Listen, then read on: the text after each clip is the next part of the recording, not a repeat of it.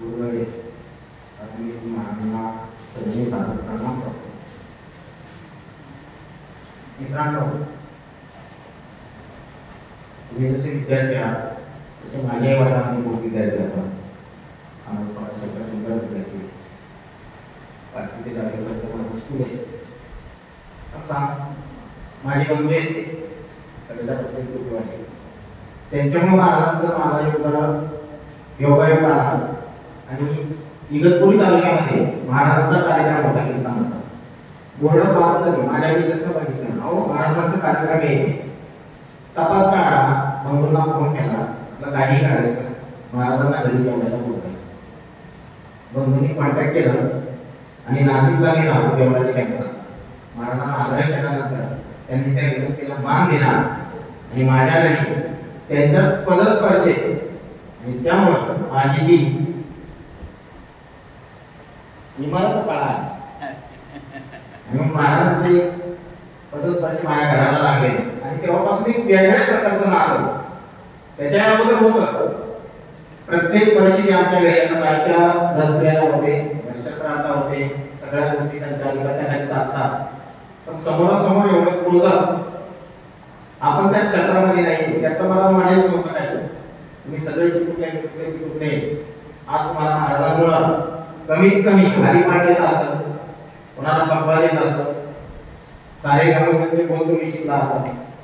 पण माझ्या आयुष्यामध्ये शिक्षक झाल्यानंतर सुद्धा मला अभंग कशाला म्हणतात आणि गवळण कशाला म्हणतात मला काही माहित नव्हतं. ज्या गावामध्ये मी सर्व्हिसला लागलो इगतपुरी तालुक्यामध्ये नेनावी गावाचं नाव आहे, ज्या गावाला नावच नाही ते नेनावी, आदिवासी भाग होता. आणि मी त्या गावात सर्व्हिस करत असताना 1995ला असा संपर्क माझ्या त्या गावातल्या मित्रांशी आला आणि माझ्या शाळेमध्ये शिपाई होते. तो बिचारा हरिभक्त पाय पप्पा तो काही वाजवायच्या घरामध्ये त्यांच्याकडे वातावरण होतं आणि त्यांच्यासह बॅचलर होतं, त्यावेळेस लग्न वगैरे नव्हतं.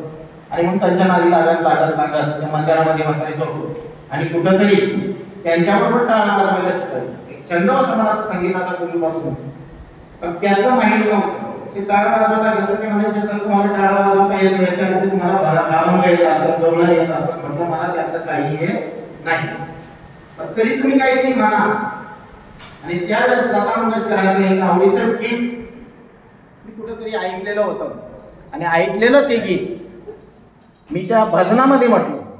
ते भजन होतं की अभंग होतं, मला त्यातला गंधच नव्हता. आजी सोन्याचा दिनू वर्ष अमृताचे धनु, आज सोन्याचा दिनू हरी पाहिला रे, आजी सोन्याचा दिनू वर्ष अमृताचा धनु, आजी सोन्याचा दिनू. हा अभंग 95ची ती गोष्ट चांगल्या पद्धतीची आठवते. तेव्हा अभंग म्हटलो आणि तिथून पुढं मी ह्या पंथामध्ये आलो. भरपूर ठिकाणी गावोगाव भजनाला जायचो, 4-4, 5-5, 10-10 किलोमीटर अक्षरशः पायी गेलो नाही. गळ्यामध्ये टाळ, ती पेटी सगळं आम्ही घेऊन जायचो. तो छंद लागला आणि त्या छंदामुळे त्याचा कधीही भंग होत नाही.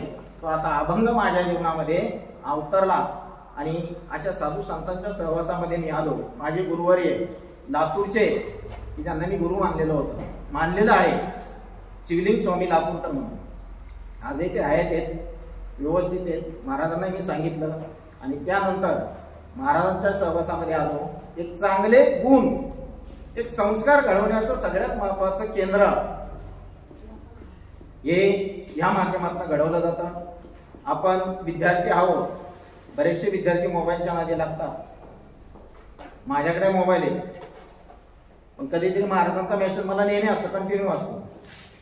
व्हॉट्सअपवरती मेसेज असतो, पण तेवढ्या पुरतं बघायचं असतं. तुम्ही विद्यार्थी त्याच्यामध्ये खूप वाहवत जातात. पण मोबाईल आपला तेवढ्या पुरता वापर करा. एक चांगले सद्गुण घ्या, इथनं चांगले संस्कार घ्या, आई वडिलांना दैवत माना. आणि म्हणून आपल्याला पहिल्यांदा शाळेत शिकवतानाच अरे आईचा शिकवला जातो, बरे बापाचा शिकवला जात नाही. एक रे एकाचा शिकवला जातो. तिथपासून जी सुरुवात होते हळूहळू ते संस्कार घडत जातात आणि म्हणून पहिल्यांदा आपल्या हिंदू संस्कृतीमध्ये गुरुरे ब्रह्मा गुरुरे विष्णू गुरुरे देव महेश्वरा गुरुरे साक्षात परब्रह्म तस्मै श्री गुरुवे नमः आणि म्हणून अशी परंपरा चालत आलेली आहे. या परंपरेनुसार आई वडिलांना गुरु माना, गुरुला तर आपण देव मानतोच आणि म्हणून जे संस्कार तुम्ही इथनं घेऊन जाणार आहात आयुष्यामध्ये ते खूप कामी येणार आहेत. मला आता वाटायला लागलं की मी जर तुमच्या वयाचा असतो विद्यार्थी असतो तर निश्चित महाराज मी माणूस बिघडणे आणि घडणे यामध्ये फक्त एकच शब्द आहे, एक अक्षर येतं. बी लावला की बिघडतो आणि बी काढून टाकला की घडतो. एक शिक्षक असल्यामुळे मला एवढं सांगण्याचा योग माझ्यापर्यंत महाराजांनी उपलब्ध करून दिला. त्याबद्दल त्यांनाही धन्यवाद देतो आणि तुम्हा सगळ्यांना शुभेच्छा देतो की भावी आयुष्यामध्ये तुम्ही चांगले सत्कर्मी हरिभक्त परायण हो, चांगले विद्यार्थी हो, चांगले नागरिक हो, सुजाण नागरिक हो अशी विनंती महाराजांच्या चरणी करतो आणि शब्दाला पूर्ण. सर्वप्रथम अडबंगनाथ महाराजांचे आभार किती मानावे तेवढे थोडेच आहे. आज वारकरी पंथाची पताका जशी संत ज्ञानेश्वर, संत नामदेव, संत तुकाराम, जनाबाई यांनी अखंड भारतभर त्या ठिकाणी फिरवली. आज या वारकरी संप्रदायाचं सर्वात मोठं काम आपल्या या श्री क्षेत्र अडबंगनाथ देवस्थानाच्या वतीनं महाराज या ठिकाणी खरोखर पताका नामदेवांसारखी संपूर्ण भारतभर फिरवतात याचं फार कौतुक या ठिकाणी वाटतं. महाराजांनी केवळ फक्त संप्रदायाच्या माध्यमातून कीर्तन किंवा त्या ठिकाणी छानपैकी भजन वगैरे हे गावोगावी जाऊन लोकांचं मन परिवर्तन करणं, संप्रदायाच्या माध्यमातून लोकांना जनजागृती करणं हा एकच उपाय त्यांनी समोर ठेवला नाही, तर तुमच्यासारख्या लहान मुलांवरती संस्काराचं शिबिर आयोजन करून संस्कार किती चांगले आहेत.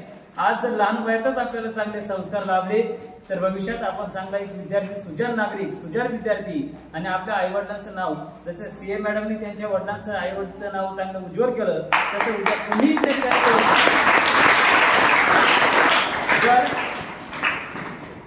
त्यासाठी आपल्याला चांगल्या ज्ञानाची जर आवश्यकता असते. आज महाराजांच्या पदस्पर्शाला या ठिकाणी 9 तारखेपासून आयोजन या शिबिराचं करण्यात आलं. चांगलं उत्कृष्ट ज्ञान वारकरी संप्रदायाचे टाळ असेल, मृदुंग असेल, गायन असेल, वाद्यन असेल किंवा त्या ठिकाणी भगवद्गीता असेल, गीतेचे अध्याय असतील, श्लोक असतील, ओव्या असतील, वेगवेगळे प्रत्येक वेळेला तुम्हाला तासिकामधून त्या ठिकाणी ज्ञान शिकवलं जातं. खरं तर पाहिलं तर वारकरी संप्रदायाचं ज्ञान हे इतकं मोठं आहे.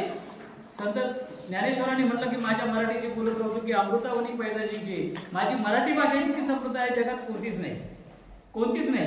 आणि म्हणून या समृद्ध असलेल्या भाषेचा आपण सर्वजण या ठिकाणी मोठ्या अभिमानानं या ठिकाणी आनंद घेत आहेत. वेगवेगळं ज्ञान आपल्याला मिळतंय आणि या अडबंगनाथ क्षेत्रामध्ये वेगवेगळे भाविक, त्याचबरोबर वेगवेगळ्या पद्धतीचे सामाजिक, राजकीय, शैक्षणिक क्षेत्रातले वेगवेगळे व्यक्ती या ठिकाणी येऊन जातात आणि महाराजांच्या आश्रमाला त्या ठिकाणी स्वहाताने त्या ठिकाणी दान करून जातात. आज माझा तसं पाहायला गेलं तर माझा परिचय करून देताना मी आमचे सासरे शेजारी बसलेले माझे दोन्ही सासरे आहेत. त्या महाराजांच्या सहवासामध्ये खूप दिवसापासून माझे सासरे आहेत आणि वारकरी संप्रदायाचा माझा महाराज तसा फारसा जवळचा परिचय खरोखर नव्हता. पण ज्या वेळेला माझं लग्न झालं, लग्नानंतर मला समजलं की आमचे सासरे खरोखर चांगल्या उत्कृष्ट पद्धतीचे, चांगले विचार देणारे आणि ज्या शाळेमध्ये माझी आज नियुक्ती आहे, मी पण शिक्षक आहे.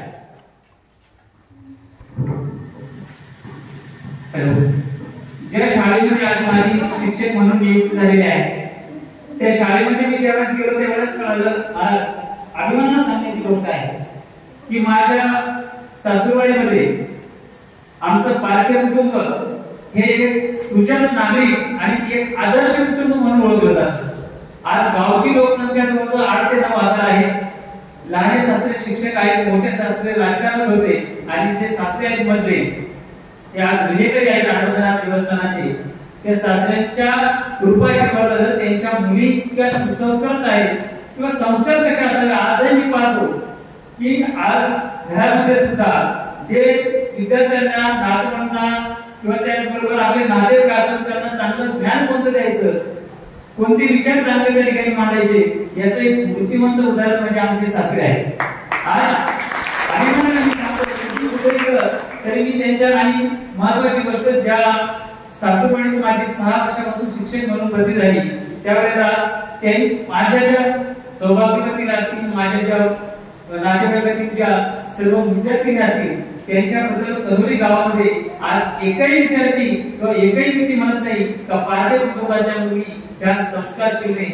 आदर्श व्यक्ती आणि आदर्श कुटुंब त्याबरोबर आदर्श विद्यार्थी कशा असल्या पाहिजे सांगायला अभिमान वाटेल की माझी जी सौभाग्यवती मिसेस आहे ही पण एक शिक्षिका आहे. भारतरत्न राजीव गांधी युनिव्हर्सिटी या ठिकाणी आज ती इयत्ता 1ली पासून तर इयत्ता 12वी पर्यंत त्या गावामध्ये आदर्श विद्यार्थी म्हणून आणि प्रथम क्रमांकाला पास झाले. हे संस्कार करून आले. शास्त्राचं आमचे शिक्षण काय फार मोठं नाही, 10वी नाही, ग्रॅज्युएट नाही, 12वी नाही, पण त्याच्यातून संस्कृत अध्यात्म जर शिकला तर तुम्ही ते वाचन आलं ते सांगणारच आहे.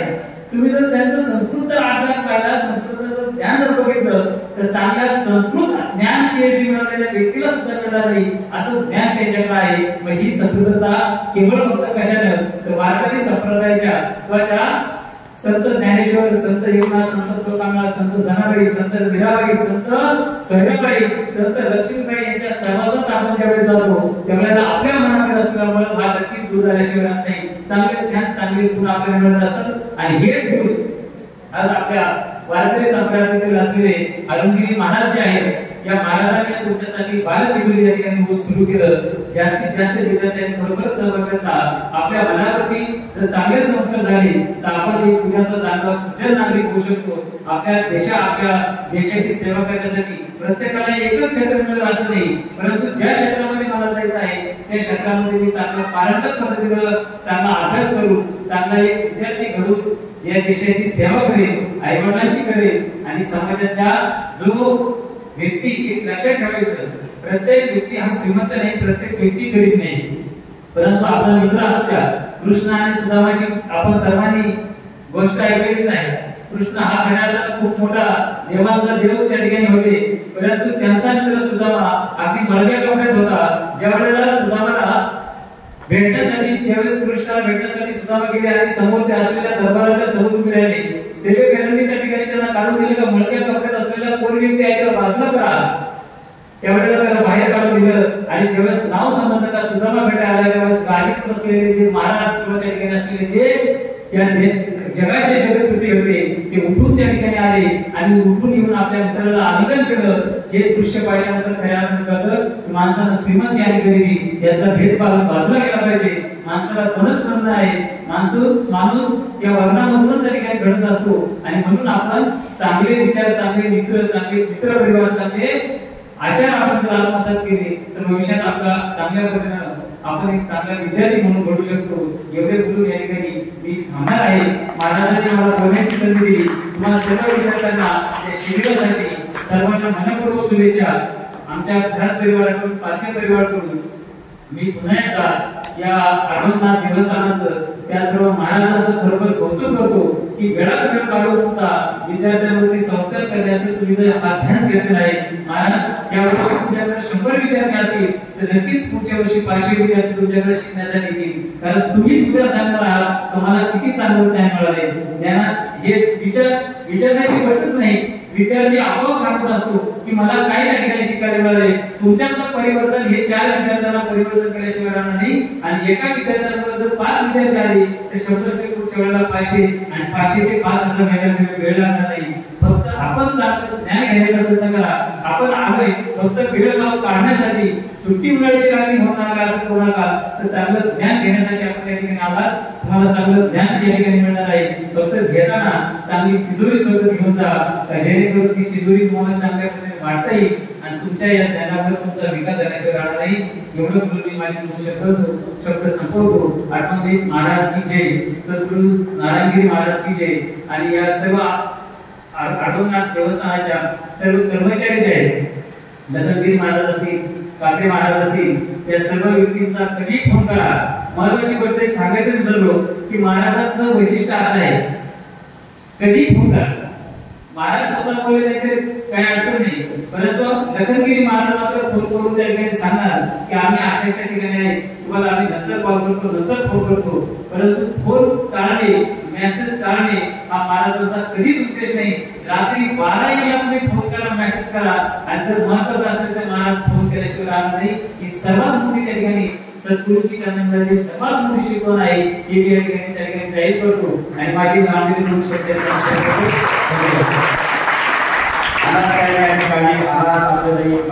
धन्यवाद.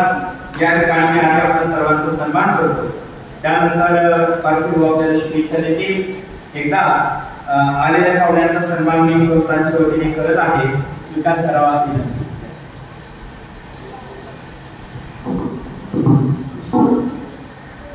बाल संस्कार शिबिराचा 3रा दिवस आणि 3ऱ्या दिवसाची या ठिकाणी आपण 3ऱ्या दिवसाच्या शिबिरासाठी सगळेजण जमलेला आहोत. दुपारचं जेवण झाले असेल, सगळ्याचा नाश्ता झालेला असेल, काही तुमचे क्लास झालेले असतील. गुरुकुल मध्ये शिकण्यासाठी यायचं म्हणजे आपण शाळेमध्ये जातो. आपल्या आई वडिलांनी यावेळेला आपल्याला शाळेमध्ये घातलेलं असतं. शाळेमध्ये आपण जे ज्ञान घेण्यासाठी जातो ते ज्ञान पुस्तकी ज्ञान आहे.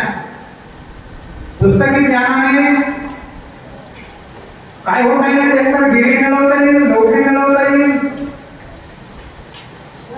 गाड्या घोड्या माड्या घेता येईल.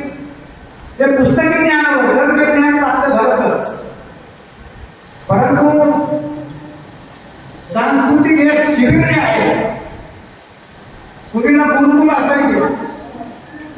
गुरुकुल मध्ये ज्या वेळेला आई वडिलांनी मुलाला गुरुकुल मध्ये जर घेऊन घालायचं ठरलं तर 20 वर्षी त्याच्याकडे पाहायला सुद्धा जात होते.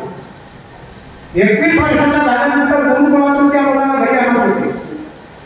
ज्या दिवशी त्या मुलाला गुरुकुलामध्ये सोडायचं आहे, त्या गुरुकुलामध्ये नेऊन सोडल्यानंतर ते वडील त्या मुलाला सांगतात, बाबा तुला गुरुच्या स्वाधीन केलेला आहे, तुला जीवनाचे पाठ त्या ठिकाणी घ्यायचे आहे. जीवन कसं चालवायचं आहे तुला शिकायचं आहे. कुटुंब कसं चालवायचं आहे तुला शिकायचं आहे. अशा पद्धतीने त्या शिक्षण देण्यात त्या गुरुकुलामध्ये असतात. आणि ज्या वेळेला तुम्हाला सोडला घरी जातात त्यावेळेला त्या गुरुजीला सांगतात, गुरुजी माझा मुलगा आजपर्यंत माझा मुलगा हा तुमच्या स्वाधीन केलेला आहे. 21 वर्ष त्या विद्यार्थ्यांना त्या गुरुकुलामध्ये राहण्याची परवानगी असते. 21 वर्ष हा मुलगा तुमचा आहे, सगळे अधिकार तुमचे आहे. त्याचं चुकलं उकलं काय असेल तुम्ही त्याला आई बाप म्हणून त्याचा सन्मान करायचा, शिक्षा करायचे, ज्ञान द्यायचं. आणि 21 वर्षाचा पूर्ण झाल्यानंतर जे काही ज्ञान ठिकाणी त्या ठिकाणी प्राप्त झालेलं असतं ते ज्ञान घेऊन त्याला ज्या वेळेला मुलाने गुरुकुल सोडतो त्यावेळेला सगळे विद्यार्थी त्या काळातले 21 वर्षाचे झालेले 21 वर्षांना तो गुरुकुल आपल्याला सोडायचं एकत्र येतात. गुरुजीच्या आणि त्यांचा आणि मार्गदर्शन होतं, बोलणं होतं. त्यावेळेला ते गुरुजीला विचारतात, गुरुजी आता आम्हाला 21 वर्ष या ठिकाणी येऊन झाले, तुम्हाला गुरुदक्षिणा काय घ्यायची? अशीच एक थोडासा आठवण म्हणून सांगतो. एक ऋतुध्वज नावाचा विद्यार्थी होता. त्याला 3 भाऊ, तो धरून. पण मोठाने जे 2 भाऊ होते थोडे उन्हाळ होते. पैशाची संपत्ती आईवडिलांना भरपूर संपत्ती असल्यामुळे उन्मत्त झालेले होते दोन्ही पण. त्या आईवडिलांनी विचार केला की मोठी संपत्ती आहे, 3 मुलं आहेत, आपले दोन्ही मोठाने मुलं, त्यांचे विचार आचार बिघडलेले आहेत. संपत्तीचा उपयोग व्यवस्थित करत नाही, पण आपल्या घरामध्ये कोणीतरी दैवी विचाराचा मुलगा, दैवी विचार त्याला प्राप्त होय या विचाराने सगळ्यात लहान असणारा ऋतुध्वज नावाचा जो मुलगा आहे त्या मुलाला घेऊन त्या गुरु आश्रमामध्ये जातात, गुरुकुलामध्ये जातात. गुरुकुलामध्ये गेल्यानंतर रस्त्याने जात असताना त्या मुलाला शिकवतात, बाबा हे बघ तुला त्या मुलीकडे मी येऊन काढलो आहे, त्या ठिकाणी गेल्यानंतर 21 वर्ष तुझी आमची भेट होणार नाही, तुला आम्ही भेटायला येणार नाही, तू आम्हाला भेटायला येणार नाही. ते गुरु तुझे आई वडील तुझे, ते गुरु तुझे आई, गुरु तुझे वडील म्हणून म्हटलेलं आहे. ज्ञानेश्वर महाराजांचा एक अभंग आहे. त्या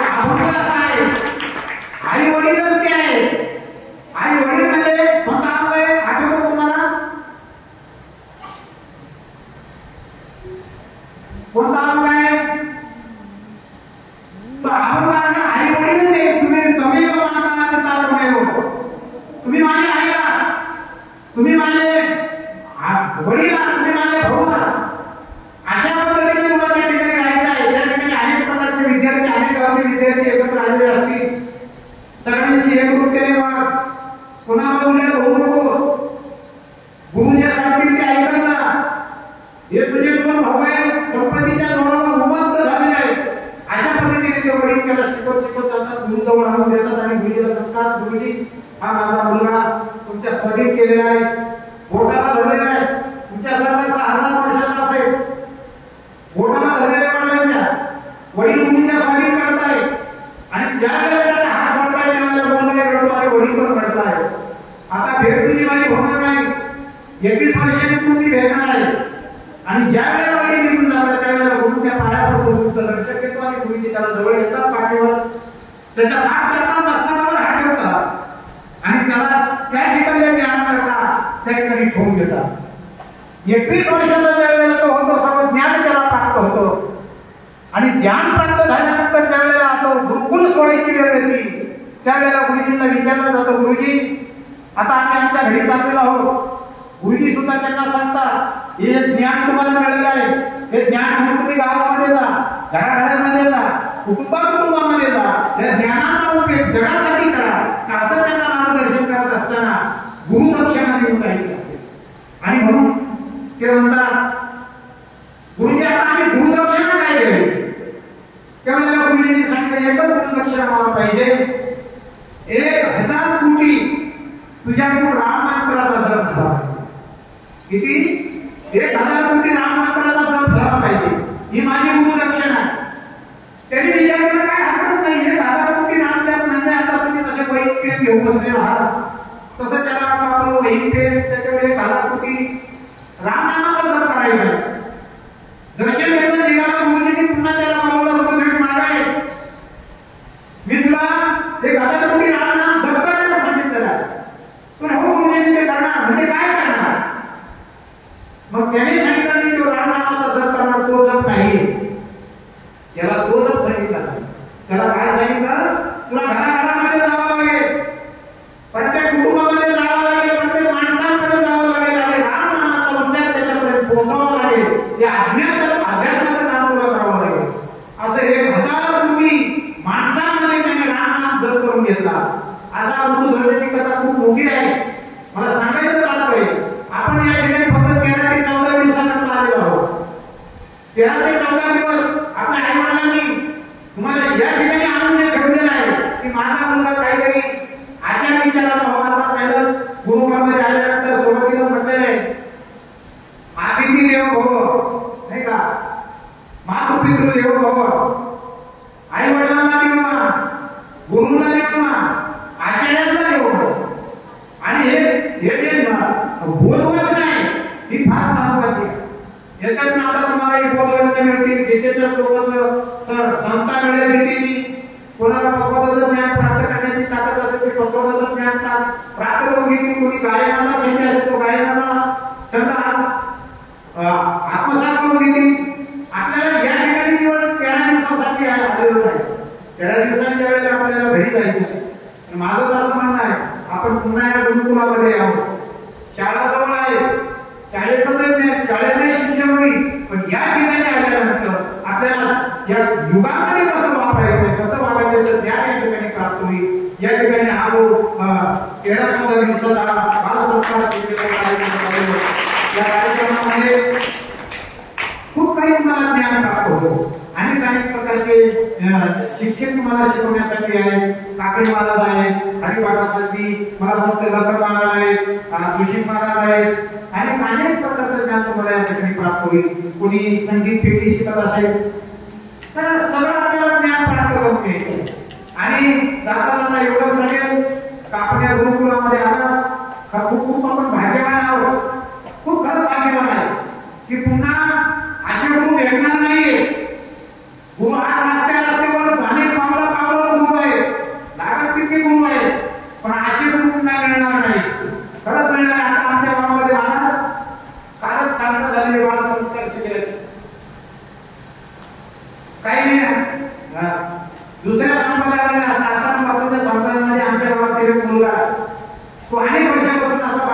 त्याप्रमाणे इकडे तिकडे सरकार इकडे गावागाव जातो, गावाला एकत्र करतो आणि त्यांना ते ज्ञान प्राप्त करतो. तो गावामध्ये आला आणि त्यांनी शाळेमध्ये आता आमच्या गावाच्या शाळेमध्ये शिक्षक आहेत, त्या शाळेमध्ये मुख्याध्यापकांना भेटणार या ठिकाणी बाल संस्कार शिबिर आपल्याला घ्यायचं आहे. त्याच्यानंतर तो माझ्याकडे आला, आपण काय गावामध्ये भजन मंडळ त्यांच्याकडे गेला, आपल्याला अशा पद्धतीने करायचं आहे, त्याला तुमची साथ लागते. तीन 4 दिवसामध्ये सगळं काय मिळू शकत नाही. 11 दिवसामध्ये काय 4 दिवसामध्ये जे आपल्याला प्राप्त व्हायचे आहे आपली वेळ संपून जाते. पण याच्याकरता जे आपल्याला मिळवायचे त्याच्याकरता आपल्याला वर्षानुवर्ष सतत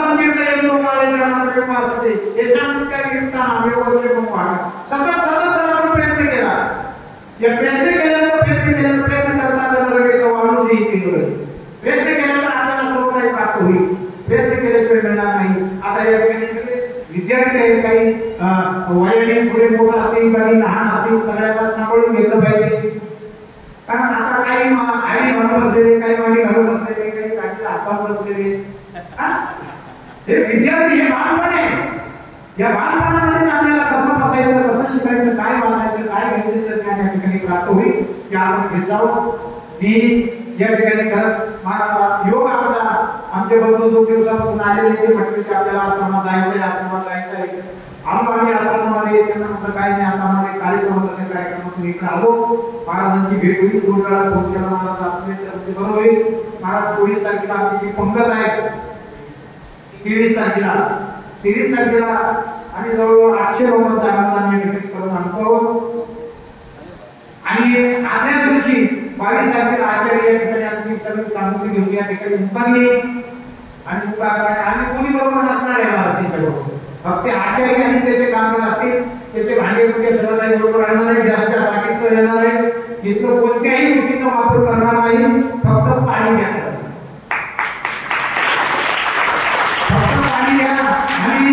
फक्त व्यवस्था राहण्याची करायचे, स्वतः करून खातील, तुम्हाला घालतील. आदल्या दिवशी या ठिकाणी स्वयंपाक, संध्याकाळी जो स्वयंपाक आला तो करतील, सकाळी उठल्यानंतर भात, मसाला भात आणि ती मटकी वगैरे ते करतील. आपण बुंदीचा प्रसाद करणार आहोत. आणि कालच त्यांची यादी घेत असताना महाराजांना फोन केला किती उपस्थिती असतील माणसांची या ठिकाणी, प्रजा किती असेल, अशा पद्धतीचा अंदाज कारण करत असताना आपल्याला कमी पडायला उरलं तर या ठिकाणी विद्यार्थी 2 दिवस तरी त्याच्यावरती आपल्या या ठिकाणी त्याचा उपयोग होईल. आणि याच्याकरता अन्नदान करताना कोणत्याही प्रकारे अन्नदान करताना माग हात साधता कामा. कारण आपण जर एक हाताने घेतलं भगवंत आपल्याला त्याच्या 2 हाताला देतो, पण ते कसं देतो, ते धुळी फाटून समोर देतो. आपली धुळी जर डोळे असेल तर घेता आली पाहिजे. घर इतकं दिलेलं आहे, इतकं दिलेलं आहे. आज सांगताना सुद्धा अंगावर काटा येतो महाराज. आमचे बंधू येत आहेत. आमची पूर्वीची परिस्थिती फक्त एक, भगवंताला काही द्यायचं जर असेल तर मागच राहायचं. एक वेळेला आपल्याला संध्याकाळी खायला असेल तरी चालेल. काही लोकांची परिस्थिती घरामध्ये आपल्या आमची जर गेलो जेवत असतात, दारातून बघतात, तुम्ही जरी आम्हाला देता आपल्याला बाजूला सांगता आणि खसाने पण असं करू नका. आपण जरी जेवत असाल ना त्यावेळेला कोणी जरी आपल्याला जेवायचं बंद करू नका. भाऊ घ्या 2 ग्लास बसा ना. याला कसं तात्पुरतं म्हणतात. तात्पुरतं होत नाही. म्हणून दान करताना कोणत्याही गोष्टीला दान करताना मोकळ्या हाताला करा. 5 बोटानं करा. 5 बोटानं दान करा. मोकळ्या हातानं करा. ते 10 पटीने आपल्याला मिळाल्याशिवाय राहणार नाही. हा माझा स्वतःचा अनुभव आहे. स्वतःचा अनुभव आहे. आणि आजपर्यंत मिळत चाललेले अशा पद्धतीनं या ठिकाणी महाराज एक निवड 23 तारखेची आम्ही कोणत नाही. दर वर्षाला येणारी पौर्णिमा आहे. आमचं आता त्यांच्या बंधू सांगतात जोपर्यंत आम्ही जिवंत आहोत तोपर्यंत या ठिकाणी ही बुद्ध पौर्णिमा येणारी आहे. जे बालसंस्कार केंद्र दरवर्षी होणार आहे, या दर वर्षाच्या योजनेसाठी असणाऱ्या शेवटच्या दिवसात अन्नदानाचं तुम्ही फक्त सांगा मला. आणि त्याच्याही आधी काही अडचण आली तरी आम्हाला सांगा. त्यावेळेला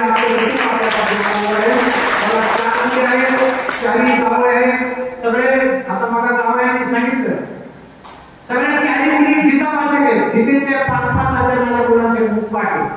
गीतेचे 5-5 त्यावेळेला गुरुकुल नव्हतं, शाळा नव्हती. स्वतः संपर्क घेतो महाराज. आणि आज मी एक सांगायला एक आनंद असा होतो महाराज, आपण पंढरपूरला जागा घेतली, त्या जागेसाठी तुम्ही माझ्याकडे पुस्तक दिलं, पण मी स्वतः माझा असा निश्चय केला की कोणाकडे हात पसरणार नाही, कुणाकडे मला काही मागायचं नाही. मी एक व्रत केलंय, मी पोथी वाचक आहे, ज्ञानेश्वरी पोथी वाचतो, नवनाथ पोथी वाचतो, परत गरुड पुराण वाचतो, अनेक ठिकाणी गरुड पुराण वाचण्यासाठी मला जातो. मला त्या ठिकाणी गेल्यानंतर जे काही दक्षिणा मिळते मी त्याला पुस्तक घेऊन जातो. मला याच्यामध्ये काही नको आहे, माझ्या मठात महाराजांच्या मठासाठी पावती घ्या, त्या पावत्या मी करतोय. आणि ते लोक ती पावती केल्यानंतर ते मला तुम्ही वाचता येईल, आमच्या पावती त्यांच्या नावाची असते ना, तिथं माझा कोणत्याही प्रकारचा संबंध नाही. अशा प्रकारच्या माझ्या पावत्या 10-5 पावत्या त्या झालेल्या आहेत. आम्ही ते पुस्तक सांगतो की तुमच्याकडे जमा करणार नाही, फक्त 23 तारखेला यायला ज्या 10-5 पावत्या जमा झालेल्या त्यांचे पैसे घेऊन येणार आहे, कारण पुस्तक शेवटपर्यंत माझ्याकडे राहणार आहे. फक्त ज्या ठिकाणी माझ्याकडे होतो तो पैसा इथे येणार आहे आणि त्याचा मी वापर या ठिकाणी करणार आहे. माझ्या कोणत्याही प्रकारचं नाव नाही, काय नाही, काही जिथं वाचन केलं तेव्हा सत्याचे मुक्त झाल्यानंतर त्याचं नाव देवी घेऊन घेतो. अशा प्रकारचं जाण या ठिकाणी करणार आहे महाराज मी.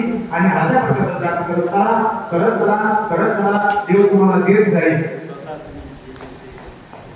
आणि मी पण स्वतः महाराजांच्या आश्रमासाठी, आपल्या मठासाठी पंढरपूरला होतोय. त्याकरता 1 लाख रुपयाची देणगी महाराजांना जाहीर केली. 50,000 रुपये दिलेले आहेत, 50,000 रुपये माझ्याकडे देणं आहे.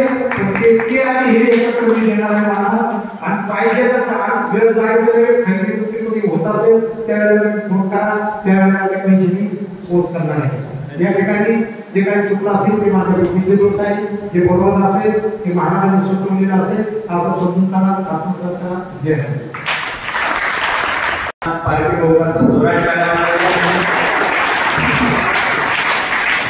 सगळ्यात मोठा संकल्प पालखी होता आपण पाहिला की जे पोथी वाचायला जातात, गरुड पुराण वाचण्यासाठी ती जी लोक देतात त्याचा अर्थ वैयक्तिक तुमचाच अधिकार जे वाचतात, पण तीही देणगी श्रद्धेने अर्पणा संस्थांसाठी अर्पण करणारे आमचे विनेकरी पालखी होळे यांना जोरात. आणि आपण पंढरपूरमध्ये मठ करत आहोत, त्या ठिकाणी आपण विसार पावते गेलेले आहे, खरेदी बाकी आहे. त्याकरता व्यक्तिगत त्यांनी 1 लाख रुपये आपल्याला दिलेले आहे. 50 दिलेले, 50 बाकी, 1 लाख हा संकल्प आहे. आणि देणगी रूपाने अशा प्रकारे मदत करतात. पालखी होत तुम्हाला कोटी कोटी शुभेच्छा. आणि याच्या शिबिराच्या साथीला पालखी होची आणि त्यांच्या बंधूची पंगत या ठिकाणी आहे, त्याची पंगत आहे. बुंदीचा प्रसाद करताय, एका जोरात टाळ्या वाजवून. आणि लहान बंधू तर म्हणाले आम्ही जोपर्यंत आहोत तोपर्यंत बंद करायची नाही. याकरता धन्यवाद, धन्यवाद. मी सर्वांचा आभार मानतो, सर्वांना धन्यवाद देतो. आपला वेळ खूप झालेला आहे, आता 1 वाजलेला आहे. फक्त 3 मिनिटं बाकी आपल्याला जेवायला. आता फक्त सरळ बसा, अगदी ताल घ्यायचा आणि लगेच प्रसादाला जायचं आहे. सरळ बसा, जागा ठेवा, डावा हात खाली, उजवा वरती, सावधान या. सर सर हा, डावा हात खाली, उजवा हात वरती, किरण मुट्टा खाली, रिता खाली, मुट्टा खाली, रिता खाली, मुट्टा खाली, रिता खाली, मुट्टा खाली, रिता खाली. 1 2 3 4 5 6 7 8 1 2 3 4 5